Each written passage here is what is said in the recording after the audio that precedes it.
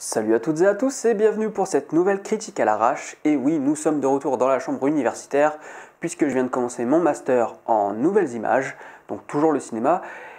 Et donc vous n'aurez pas une vidéo tous les mercredis, je pense pas, faut pas rêver parce que j'ai un mémoire à écrire quand même, faut pas déconner. Ce sera moins régulier, ce sera peut-être pas tous les mercredis, même si des moments ça sortira un vendredi ou un samedi, enfin...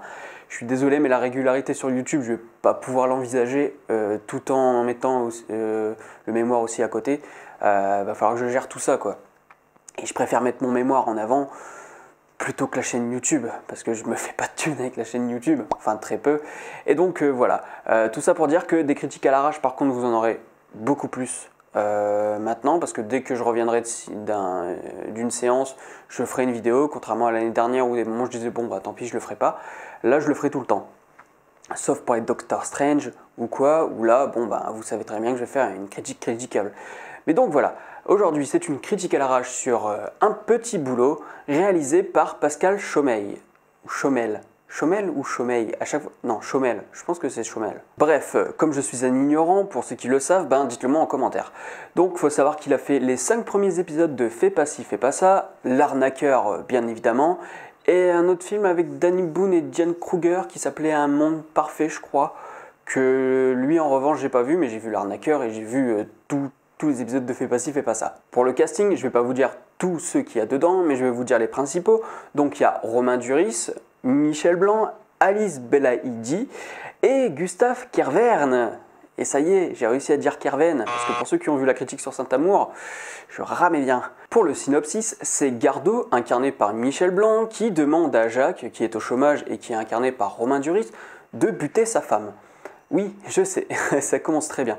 En fait, c'est un thriller, c'est un drame, c'est de la comédie, et il y a vraiment un petit côté frère Cohen, dans le sens où il y a un côté thriller et en même temps c'est complètement absurde. Ça part vraiment en tous les sens et à partir du moment où il va buter la femme de Gardot, le film va partir dans tous les sens et ça va être vraiment génial. Donc pourquoi thriller, drame et comédie? Thriller tout simplement parce que justement il y a une histoire de meurtre, il y a une histoire de mafia, de magouille, enfin voilà quoi, le pitch de départ de toute manière te fait penser à un thriller. Après quand tu vois la bande-annonce, tu te dis aussi que c'est de la comédie, mais pas de la comédie genre divertissement comme les campings et autres, enfin comme la plupart des comédies françaises actuelles. Non, c'est de la vraie comédie quoi, au sens propre, pas du divertissement débile. Et donc c'est drôle parce qu'il y a du cynisme, il y a du sarcasme. Michel Blanc dedans, c'est le cynisme et le sarcasme à gogo. On rigole sur des tentatives de suicide, il y a beaucoup d'humour noir et moi il faut savoir que j'adore ça. Pour ceux qui regardent mes vidéos depuis un moment, vous savez que j'aime bien être trash, dire des choses qui sont parfois violentes pour certains esprits ou quoi. Et donc voilà, c'est vraiment l'éclate. Oui, je viens de couper parce que peut-être qu'on a entendu un chariot. Donc oui, c'est le retour à la chambre universitaire, donc on peut entendre encore des bruits. Quoique maintenant, j'ai le micro, donc ça devrait aller mieux. Et aussi, donc, pour revenir au genre cinématographique qui se trouve dans ce film, il y a aussi le drame, parce que c'est un film de prolo, c'est un film sur le prolétariat, c'est-à-dire que on peut s'attendre juste en voyant la bande-annonce à un thriller comique, mais derrière ça, il y a un message social, dans le sens, enfin pas dans le sens où ça dénonce, pas à la manière d'Hippocrate par exemple, mais c'est dans un milieu prolétaire et ils sont tous au chômage à cause d'une délocalisation, enfin d'une fermeture due à la mondialisation. Donc voilà, Jacques, on est toujours à travers les yeux de Jacques, donc il y a beaucoup de voix off aussi. D'ailleurs, il faut savoir que c'est adapté d'un bouquin américain et que c'est Michel Blanc qui l'a écrit, scénarisé et qui a fait les dialogues. Donc vraiment, Michel Blanc a fait du très bon boulot sur ce coup. Et donc, on est à travers les yeux de Jacques et du coup, même au niveau des voix off, tout ça, on est toujours avec lui. Et il nous explique justement que, voilà, ils se sont fait virer au compte-gouttes parce que... la franchise se disait que elle faisait pas assez de thunes et donc voilà quoi, il y a vraiment un truc sur la délocalisation, un truc sur ce que vivent après les ouvriers qui n'arrivent pas à retrouver du taf. C'est pour ça que je vous dis qu'il y a aussi de l'humour noir sur les tentatives de suicide. Kervern dedans incarne totalement le prolo qui qui est le prolo misérable, enfin celui qui fait tout pour se battre pour sa famille, mais qui galère et qui est au bord de la dépression, quoi. Et Kervern est très bon pour ça, et on retrouve l'esprit de Groland aussi à travers ce film. Pas dans les blagues, mais plutôt dans le message que ça véhicule. Donc c'est pour ça que voilà quoi, c'est un très bon film, c'est une très bonne comédie qui est pas qui fait dans la dentelle quoi, qui est dans la subtilité. Après au niveau réalisation, faut savoir que Pascal Chaumeil est décédé il y a à peu près un an, le 27 août 2015. Donc en fait il nous a laissé ce film là en post-prod. Je sais pas s'il l'avait terminé, je pense pas qu'il l'avait terminé avant de mourir. Mais donc la post-prod, je pense qu'elle s'est terminée sans lui, un peu comme Kubrick avec Eyes Wide Shut. Mais voilà, je pense que j'ai vu L'Arnaqueur, mais je pense qu'avec ce film, en fait, sa dernière œuvre, en fait, c'était peut-être la meilleure de tout ce qu'il a fait, quoi.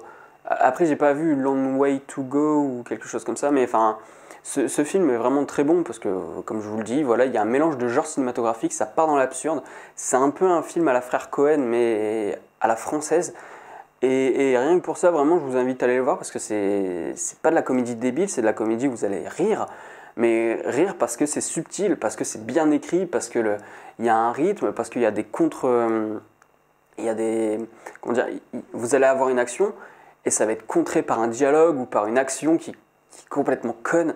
Et il y a des comiques de répétition qui reviennent, notamment le Romain Duris qui, la première fois qu'il tire, il se pète l'oreille, tu vois. Et il se dit « Oh non, la prochaine fois je mettrai un silencieux ». Puis la fois d'après il met un coussin, mais ça fait toujours du bruit. Et en fait il y a toujours ce truc là où il se dit « Bon, il faudrait que j'essaye quand même de te trouver pour buter quelqu'un sans arme ». Et donc voilà, et même il y a un mec qui bute, la manière dont il le bute indirectement et c'est vraiment magique. C'est vraiment magique, ce film est vraiment magique. Il n'est pas parfait parce que je vous dis la réalisation par exemple est plutôt académique, mais le travail à la réalisation de Chaumeil et l'écriture de Michel Blanc font que le film ça se marie très bien quoi. Donc voilà, j'ai rien de plus à ajouter si ce n'est que ce film est très bon et que ce serait pas mal que certains prennent exemple au niveau de la comédie française parce que moi j'en ai marre de bouffer des trucs tellement cons ou des pâquerettes, enfin vu et revu. Là vraiment c'est frais, voilà c'est frais et ça fait plaisir parce que c'est pas évident de défendre une comédie française en disant waouh c'est génial. Donc là ouais non vraiment je vous invite à aller le voir. Après c'est un type d'humour, on entend peut-être encore le chariot. Après c'est un type d'humour qui n'est pas fait pour tout le monde. C'est de l'humour noir, je le rappelle. C'est pas de trash, il n'y a rien de dégueulasse. Mais voilà quoi, c'est très drôle. Il y a un chien qui se fait buter, donc que demander de plus. Et donc voilà, je vais pas en dire plus. De toute façon, je pense que là la vidéo elle est déjà assez longue. À chaque fois que je dis je vais faire court, et puis au final je fais pas court. Et donc voilà, un petit boulot très très bon. Et je vous invite vraiment à aller le voir. Salut!